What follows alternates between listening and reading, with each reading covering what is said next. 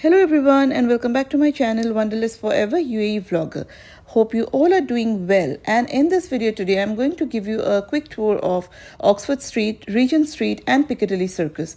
Oxford Street, Regent Street and Piccadilly Circus are three of London's most iconic West End landmarks, each with its own distinct personality yet closely linked by geography. Oxford Street is a long bustling stretch running through the West End, lined with big-name department stores, flagship fashion brands, souvenir shops, cafes and seasonal displays.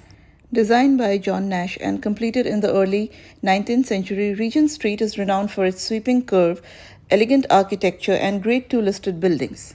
Just off the southern end of Regent Street lies Piccadilly Circus, famous for its bright LED advertisements, vibrant atmosphere and Eros statue.